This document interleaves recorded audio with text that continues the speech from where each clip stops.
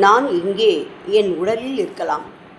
நீங்கள் 7 கடலுக்கு அப்பால் வெகு தொலைவில் இருக்கலாம். ஆனாலும் நீங்கள் அங்கு என்ன செய்தாலும் எனக்கு உடனடியாக தெரியும். நீங்கள் எங்கிருந்தாலும் நம்பிக்கையுடனும் பக்தியுடனும் என் முன் மன்றாடி உங்கள் கைகளை நீட்டும்போது உங்கள் நம்பிக்கை மற்றும் பக்தி எவ்வளவு உறுதியோ அவ்வளவு உறுதியாக நான் இரவும் பகலும் உங்கள் பின்னால் நிற்கிறேன் என்று பாபா சோல்கரிடம் கூறினார். பாபாவின் வார்த்தைகள் அன்று போலவே இப்பொழுதும் ஒவ்வொரு பக்தருக்கும் உண்மையாக இருக்கின்றன. பாபா தனது பக்தரை மீட்க 7 கடலுக்கு அப்பால் சென்ற ஒரு லீலை இங்கே கீழே கொடுக்கப்பட்டுள்ளது. அதை கேட்போம். முதலாம் உலகப் போரின் போது கேப்டன் ஜஹாங்கீர் எப் தர்வாலா தனது கப்பல் படையுடன் கடலில் இருந்தார். அவருக்கு மிகுந்த ஏமாற்றம் அளிக்கும் வகையில் அவரது 3 கப்பல்களை தவிர மற்ற அனைத்தும் எதிரிகளால் தாக்கப்பட்டு வேகமாக மூழ்கி கொண்டிருந்ததை கண்டார். விரைவில் தன்னுடைய கப்பலுடன் சேர்த்து 3 கப்பல்களும் எதிரிகளால் மூழ்கடிக்கப்படும் என்பதை உணர்ந்தார். அதனால் எப்படியாவது மீதமுள்ள கப்பல்களை பாதுகாப்பான இடத்திற்கு கொண்டு செல்ல வேண்டும் என்று முயற்சித்தார்.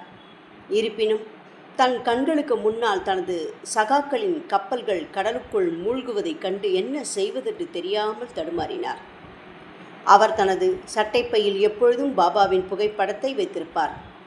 சற்றென்று பாபாவின் நினைவு வர அவர் உடனடியாக பாபாவின் படத்தை எடுத்து, சாயி, நாங்கள் பெருத்த இக்கட்டில் மாட்டிக்கொண்டுள்ளோம். எதிரிகள் எங்களை சூழ்ந்து விட்டார்கள். எப்படியாவது எங்களை காப்பாற்றுங்கள். உங்களை தவிர எங்களுக்கு வேறு கதியில்லை என பாபாவிடம் மனதார பிரார்த்தனை செய்தனர். அவர் பிரார்த்தனை செய்து கொண்டிருக்கும் போதே துவாரகமாயில் அமர்ந்திருந்த பாபா ஹக் ஹக் என்று கத்தினார்.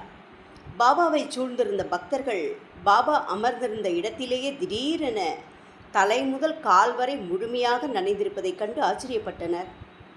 அவரின் உடலில் இருந்து தண்ணீர் பெருக்கெடுத்து ஓடத் தொடங்கியது. துவாரகமாயி விரைவில் ஒரு குளமாக மாறியது. சுமார் 1 மணி நேரம் பக்தர்கள் துவாரகமாயிலிருந்து வாளிகளில் தண்ணீரை அள்ளி வெளியே ஊற்றினர். பின்னர் அவர்கள் பாபாவுக்கு அணிந்து கொள்ள உலர்ந்த ஆடைகளை கொடுத்தனர்.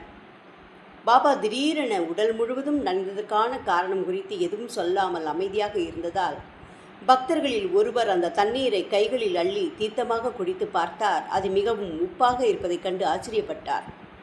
இதற்கிடையில் கப்பலில் இருந்து தவறுதலாக கடலில் விழுந்த கேப்டன் தர்வாலாவின் தலைமுடியை பிடித்து பாபாவே பாதுகாப்பாக இழுத்து கப்பலில் தூக்கி போட்டதை கண்டார்.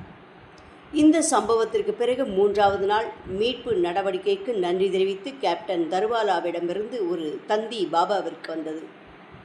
சில மாதங்கள் கழித்து கேப்டன் தர்வாலா ஷீரடிக்கு வந்து பாபாவின் கால்களில் விழுந்து வணங்கினார். தான் பிரார்த்தனை செய்த அடுத்த வினாடியே தனது குழுவினர் மற்றும் பயணிகளின் உயிரை காப்பாற்றியதற்காக அவர் பாபாவுக்கு நன்றி தெரிவித்தார். கேப்டன் தர்வாலா ஒரு தீவிர சாய் பக்தர். அவர் பாபாவின் சேவைகளில் மிகுந்த ஆர்வம் காட்டினார். பாபா அவரை மிகப்பெரிய தீங்கிலிருந்து காப்பாற்றியமைக்காக ஒரு சிறிய காணிக்கையாக சபா மண்டபத்தை பழுது காப்பதற்காக 2 தவணைகளில் ரூபாய் 2200 நன்கொடையாக வழங்கினார். ஓம் சாய்.